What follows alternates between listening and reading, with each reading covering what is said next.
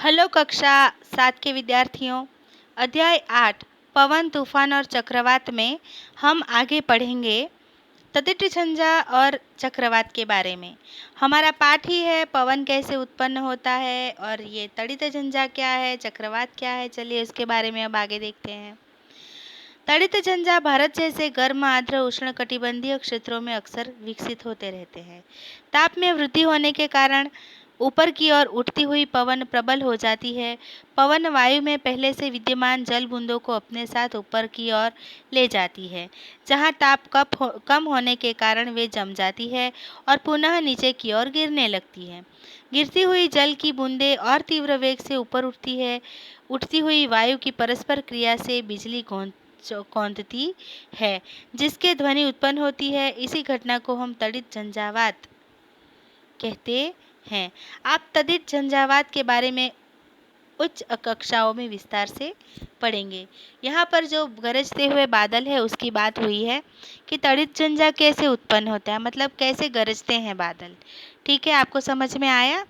यहाँ पर कहा गया है कि ताप में वृद्धि होने के कारण वो जो वायु गर्म हो जाती है, वो हम कब से पढ़ रहे हैं कि वो जो वायु गर्म हो जाती है वो ऊपर की तरफ उठती है, मतलब तेजी से ऊपर की ओर बढ़ती है, वो ऊपर की ओर चली जाती है।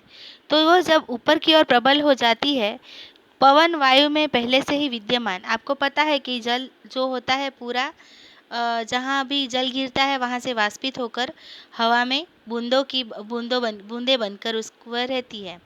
अब बूंदों को अपने साथ ऊपर की ओर ले जाती है।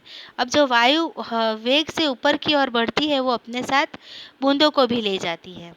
जहाँ ताप कम होने के कारण अब वहाँ पर क्या है, जैसे जैसे आप ऊपर की ओर जाओगे, आप जैसे जैसे पृथ्वी की ऊपर की ओर जाओगे,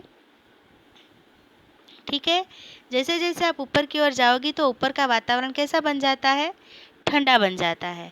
तो अपने साथ क्या ले जाता है, बूंदे ले जाता है पवन।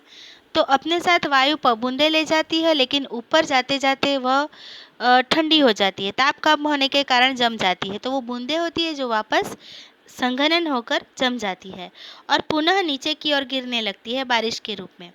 गिरती हुई जल की बूंदें और तीव्र वेग से ऊपर उठती वायु, नीचे से ऊपर जाने वाली वायु तो होती ही है और बूंदें वापस नीचे गिरने लगती है। तो ये दोनों के बीच क्या होती है, टकराव होता है और जिससे तड़ित झंझावात उत्पन्न होता है। मतलब जो बादल गरजते हैं ऐसा आवाज होती है। यदि झंझा के साथ तड़ित भी गिरे, तड़ित का मतलब होता है बिजली, तो उसे तड़ित झंझावात कहते हैं। इसमें हमें निम्नलिखित सावधानियां बरतनी चाहिए। किसी ऐसे वृक्ष के नीचे आश्रय न ले जो अलग थलग हो, मतलब मैदान में खड़ा एक अकेला वृक्ष हो उसके नीचे कभी खड़े मत होइए, ठीक है, जब बारिश गिरती हो, क्योंकि बारिश में जब बिजली गिरती है तो वो नॉर्मली ऊंची किसी भी ऊंची वस्तु पर गिरती है। अगर वृक्ष ऊंचा हो और अकेला खड़ा हो तो 100% बिजली वहीं पर गिरेगी। इसलिए कभी भी आप खेतों में गए हो और अगर बारिश की शुरुआत हो जाए तो आप कभी भी एक ऊंचे वृक्ष के नीचे आश्रय मत लो। तो किसी छोटे वृक्ष के नीचे आश्रय लें, खुली जमीन पर न ले। और खुली जमीन में तो हम ही ऊंचाई पर बन जाएंगे, तो हम पर ही बिजली गिरेगी। इसलिए किसी छोटे वृक्ष के नीचे आश्रय ले ले, किसी बड़े वृक्ष के नीचे ना, या खुद भी खुले मत रहिए। धातु की डंडी वाले छाते का उपयोग न करें, ठीक है, क्योंकि धातु पर बिजली ज़्यादा गिरती है। खिड़की के निकट न बैठे। खुले गैरेज, भंडारण शेड, धात्विक चादरों की छत वाले शेड आदि में आश्रय लेने का उपयुक्त स्थान नहीं होते हैं। कार अथवा बस आश्रय लेने के लिए सुरक्षित स्थान है। कार जो होती है उसमें बिजली नहीं गिरती, क्योंकि उसके टायर अगर गिरती भी है तो उसका असर नहीं होता, क्योंकि उसके टायर जो होते हैं वो रबर के बने हुए होते हैं, और बस के भी। यदि आप जल में हैं तो बाहर निकलकर किसी इमारत में चले जाएं। कहते हैं कि आप तड़ित झंझावात के बारे में उच्च कक्षाओं में विस्तार से पढ़ेंगे। हम 8वीं या 9वीं में उसके बारे में पढ़ेंगे। इस समय हम इसके बारे में इतना ही पढ़ेंगे। तड़ित झंझा कैसे चक्रवात बन जाता है। अब चक्रवात कैसे बनता है, आपको पता है कि चक्रवात ऐसे सूर्य जैसी उतरती है, अमेरिका में आती रहती है। अमेरिका है, जापान है, हमारे यहाँ कम आती है लेकिन आती ज़रूर है कभी कभी। नॉर्मली हमारे यहाँ उड़ीसा में आती है, हमारे गुजरात में भी आई थी एक बार कंडला में और बहुत तबाही मचाई थी। तो देखते हैं चक्रवात कैसे बन जाते हैं। आप जानते हैं कि जल को द्रव के वाष्प अवस्था में परिवर्तित करने के लिए ऊष्मा की आवश्यकता होती है। ये तो पता है ना हमें। द्रव जो होता है जल को द्रव में वाष्प अवस्था में परिवर्तित करने के लिए कब वो वाष्पित होती है, तो जब उसको हम उबालते हैं, गर्म करते हैं, ऊष्मा देते हैं, तब वह वाष्पित होता है। क्या जल क्या वाष्प के द्रव में संघनित होने पर वह ऊष्मा वापस मिल जाती है? अगर वो ऊष्मा से गर्म होती है, अगर वाष्प जो है वो ऊष्मा से गर्म होती है, लेकिन जब वह द्रव मतलब जो वाष्प होती है वो वापस संघनित होकर वायु में बदल जाती, सॉरी, जल की बूंदों में बदल जाती है, तो उसमें संग्रहित जो वो ऊष्मा होती है जिसके कारण वो वाष्पित हुई थी, वो ऊष्मा का क्या होता है? क्या वह ऊष्मा वापस मिल जाती है? इसके समर्थन में क्या आप कोई अनुभव बता सकते हैं? ठीक है, यहाँ पर पूछा गया है कि जब हम जल को ऊष्मा देते हैं तब वह वाष्प में बदलती है, लेकिन जब क्या वाष्प वापस से जल में बदलेगा तो वह ऊष्मा का क्या होगा जो हमने दी थी उसको?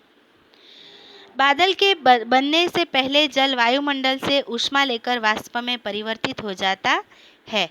ठीक है ना। समुद्र में सूर्य के ताप से जल निरंतर वाष्पित होता रहता है, लेकिन ऊष्मा लेकर ना, तो ऊष्मा लेकर वाष्प में परिवर्तित होता जाता है। जब जल वाष्प वर्षा की बूंदों के रूप में पुनः द्रव रूप में परिवर्तित होती है, मतलब वह जो वाष्प होती है जल वाष्प, वो फिर से संघनित होकर, जब उसको ठंड मिलती है ऊपर, तो संघनित होकर वापस पुनः वह द्रव के रूप में मतलब पानी के रूप में परिवर्तित होती है, तो यह ऊष्मा वायुमंडल में निर्मुक्त हो जाती है। मतलब कि जब जो वाष्प होती है वह वापस से संघनित होकर पानी बनता है, तो उसमें जो संग्रहित ऊष्मा होती है वह वायुमंडल में निर्मुक्त हो जाती है, मतलब छूट जाती है। निर्मुक्त होने वाली ऊष्मा से आसपास की वायु गर्म हो जाती है। अब जो पानी में संग्रहित ऊष्मा थी वह उसमें से अलग हो गई, तो वह वायुमंडल में जो वायु है वहाँ की ऊपर वाली होने वाली ऊष्मा आसपास की वायु को गर्म हो जाती है। इस प्रकार गर्म वायु ऊपर की ओर उठती है और ऊपर की वायु वापस ऊपर की ओर उठती है, जिससे वायु दाब कम हो जाता है। वायु दाब कम हो जाता है, फलस्वरूप तड़ित झंझा के केंद्र की ओर और उच्च वेग की अधिक वायु गति करने लगती है। इससे क्या होता है? वायु गोल गोल घूमने लगती है। इस चक्र की पुनरावृत्ति अनेक बार होती रहती है। घटनाओं की इस श्रृंखला का अंत बहुत ही निम्न दाब के एक ऐसे तंत्र के निर्माण के साथ होता है जिसके चारों ओर उच्च वेग की वायु की अनेक परतें कुंडली के रूप में घूमती रहती हैं। मौसम की इस स्थिति को हम चक्रवात कहते हैं।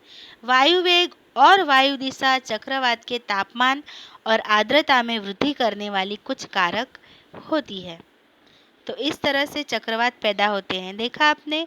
चक्रवात मतलब घुमरी तो आपने देखी ही होगी गांव में जब जाते हो, वो छोटी वाली होती है ना, लेकिन वंटोड़ियो जेने આપણે कहिए, बराबर, पर चक्रवात जो होता है वो बहुत ही बड़े रूप में होता है।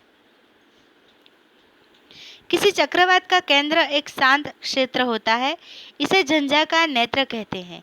कोई विशाल चक्रवात वायुमंडल में वायु का तेजी से घूर्णन करता पिंड होता है, जो पृथ्वी तल से 10 से 15 किलोमीटर की ऊंचाई पर स्थित होता है। चक्रवात के नेत्र का व्यास 10 से 30 किलोमीटर तक का होता है। यह बादलों से मुक्त क्षेत्र होता है और इनमें पवन का वेग न्यून होता है। इस शांत और स्पष्ट नेत्र के इर्द गिर्द लगभग 150 किलोमीटर अमाप का बादल का क्षेत्र होता है। इस क्षेत्र में उच्च वेग की पवन और सघन वर्षा वाले घने बादल होते हैं। इस क्षेत्र के परे पवन वेग क्रमशः कम हो जाती है, चक्रवातों की उत्पत्ति का क्रम अत्यधिक जटिल है। चित्र 8.11 में इसे एक प्रतिरूप द्वारा दर्शाने का प्रयास किया गया है। यहाँ पर देखिए, है ना, उसमें बादल होते हैं चक्रवात में, और वह पानी लेकर अपने साथ घूमता है, और उसका क्षेत्र जो होता है वह 10 से 35 किलोमीटर तक का होता है।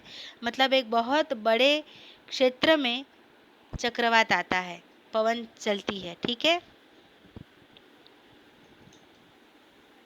यह जो तस्वीर है यह आकाश में से खींची गई है।